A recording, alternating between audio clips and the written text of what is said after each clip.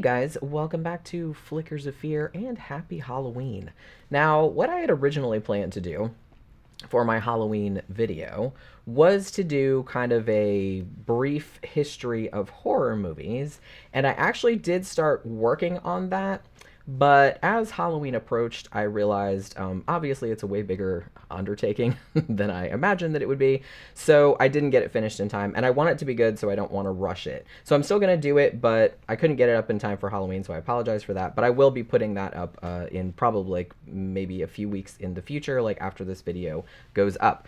So I was just kind of like, well, I need something that I can do fairly quickly, like to put up for a Halloween video. And so I was thinking, well, I'll just do another movie review, like another Halloween-themed movie. However, I had already covered a pretty significant number of the really great Halloween movies, the good Halloween movies, and the kind of fairly decent Halloween movies. And I'm talking more about movies that are actually set on Halloween. So I admit that I was scrambling a little bit to come up with something to review that I hadn't talked about before, either with Tom or by myself.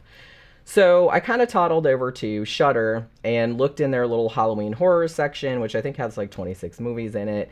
And I was very pleased to spot a 1982 sort of quasi-slasher movie that I actually never got around to seeing back in the day.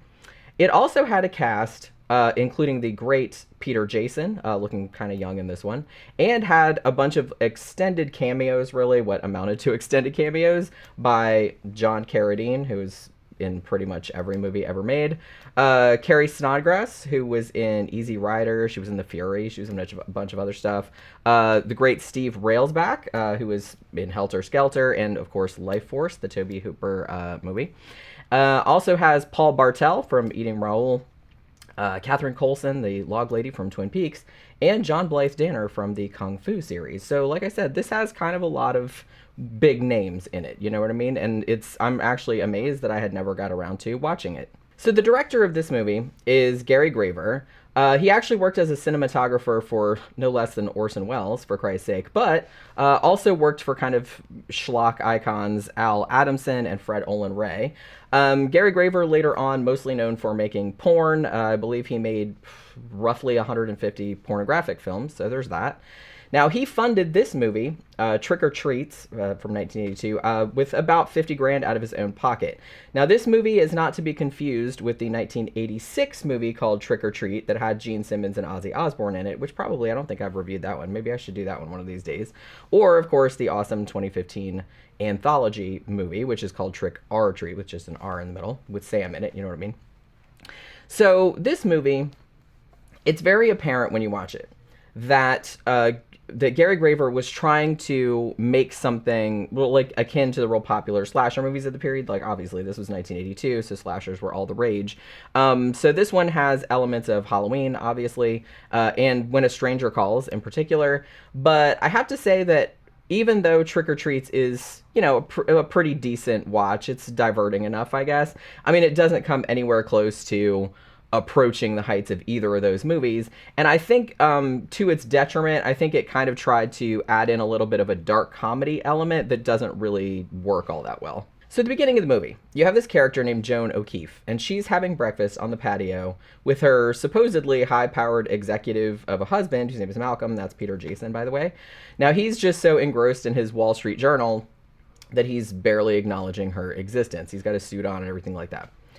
Now, shortly after this, there's a knock at the front door, and two men in white coats, the standard men in white coats, who are holding a straitjacket, they, are right there on the doorstep. So Joan quietly lets them in, and there's kind of this extended sequence then where they attempt and finally succeed in hauling Malcolm off to an asylum, like much to he's just screaming and struggling, and it's actually a pretty funny scene, like the fight and everything. Now, you see Joan kind of smirking, and her attitude is real blasé about the whole thing. So that leads you to conclude that this whole thing is her doing, and that she's somehow been able to convince some doctor somewhere that her husband has to be locked away in an asylum for his own safety and that of others. But obviously, maybe it's never really made clear, but you're kind of well, she just wants him out of the way for whatever reason. So the movie then jumps ahead 4 years. And Malcolm is still in the psychiatric hospital and is not real happy about it, as, that's understandable, I guess.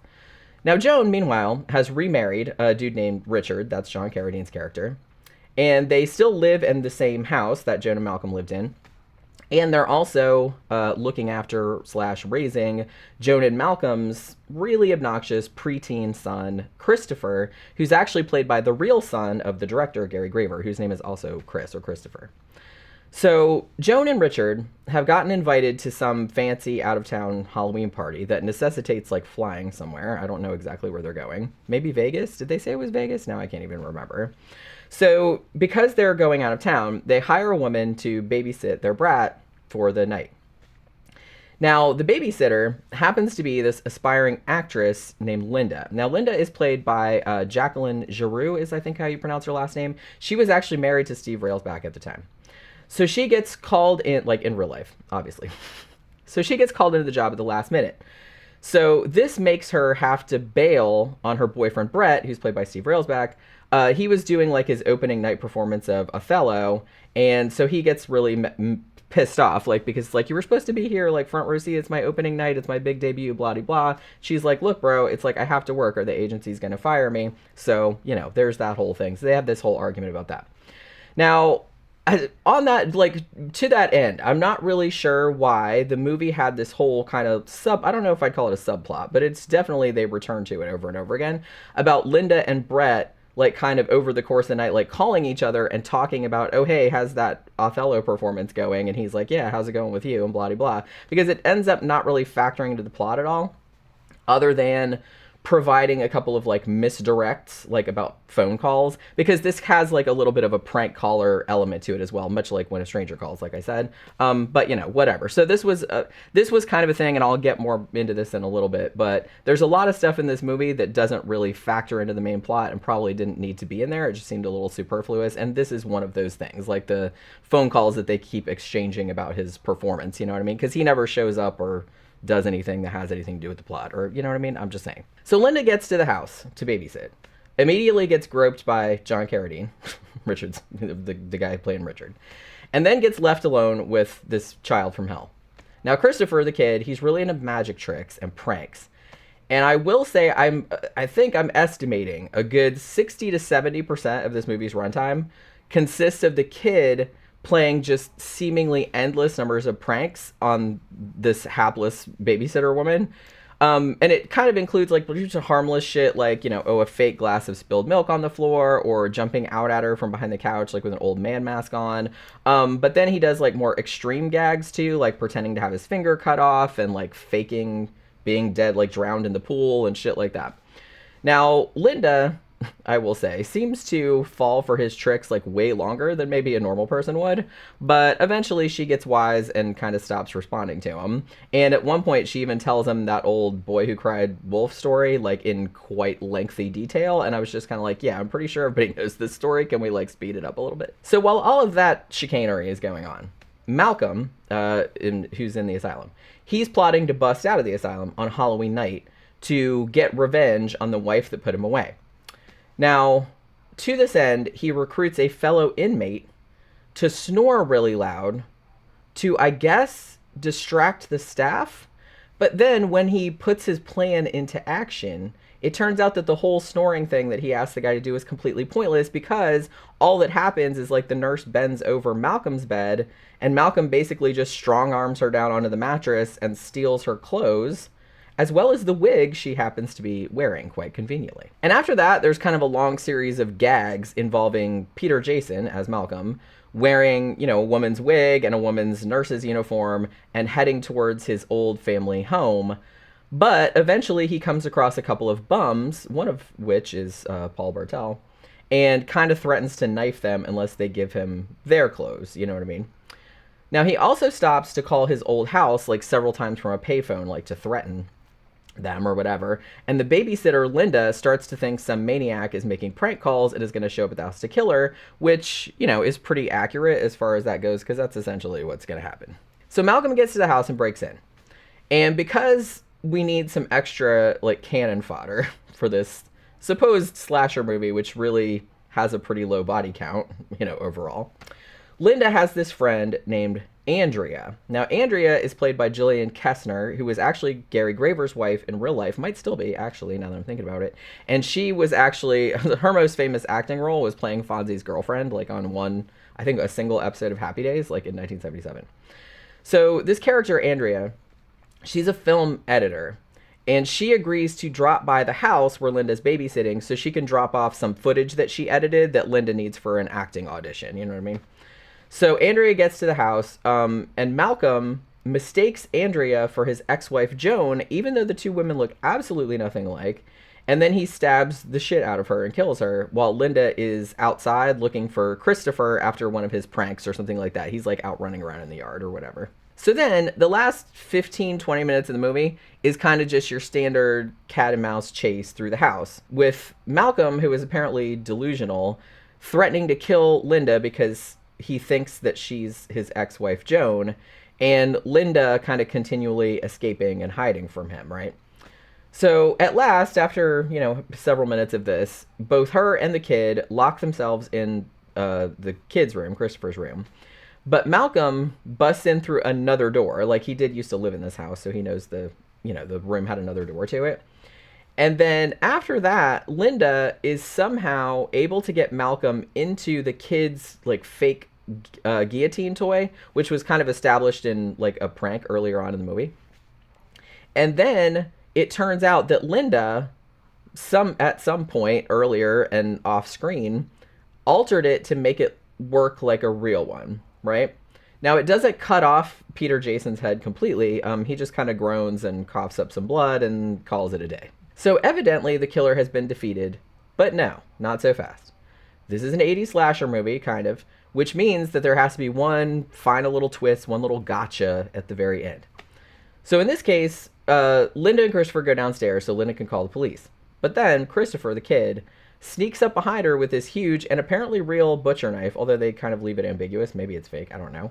And the movie kind of like freeze frames as he's bringing the blade down on her from behind. So either he's pulling one last prank, which seems unlikely, or the movie's saying, hey, the kid sucked just as much as you thought and was also like maybe a chip off the crazy old block because he's just as nuts as his dad. So I'll be honest. I'm gonna say this is not really a lost Halloween classic or anything like that by any means.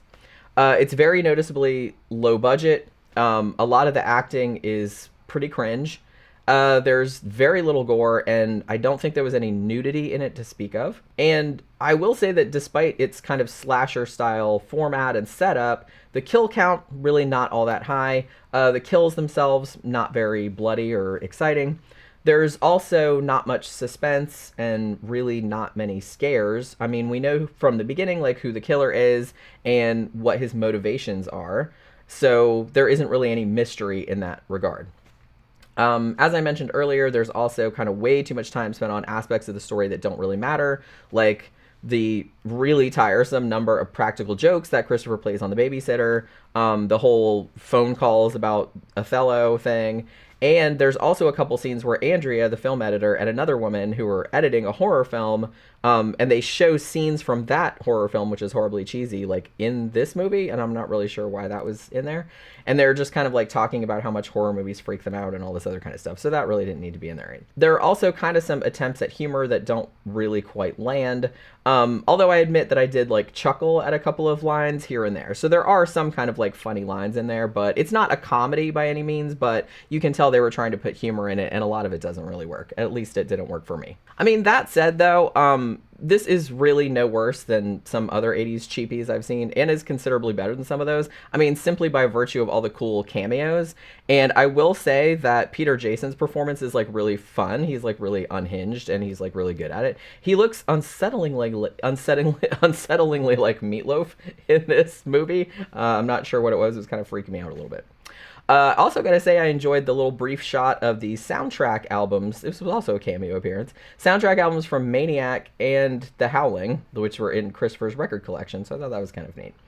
Now, the movie, despite being called Trick or Treats, is not real overtly Halloween-y. Like, Linda does answer the door to trick-or-treaters a bunch of times, like, over the course of the night. So there is, like, a little bit of a Halloween vibe to it, even though the plot itself isn't really as kind of tied to the holiday as, you know, like John Carpenter's Halloween or some of the newer anthologies, which are more way based around the holiday. You know what I'm saying? I mean, but if you're a fan of movies that are set on Halloween or kind of cheesy slashers in general, like from the 1980s, you might want to give it a look. It does sort of drag in the second act. There aren't a lot of splashy gore effects or creative kills to really like distinguish it from any of the other, you know, millions of slasher movies that came out in the era. It is streaming on Shudder, at least as of this recording. So, I mean, if you want to add it to your kind of Halloween night watch list, then check it out and let me know what you think, or let me know if you've seen it, or, you know, if you really liked it or something like that. I noticed like some of the comments like on Shudder, like after it's like some people are just like, oh, this is my favorite Halloween movie because it was like nostalgic for them. I didn't really have a nostalgic thing because I didn't see it back in the 80s. So, you know, it's kind of like middle tier, I guess, like slasher movies. I've seen ones a lot worse than this, but I've seen like a lot of way better ones too. So that will do it for this Flickers of Fear. Hope you guys enjoyed it. Please remember, like, share, subscribe, comment, and all of that good stuff. And have a happy Halloween. I'll see you on the next one.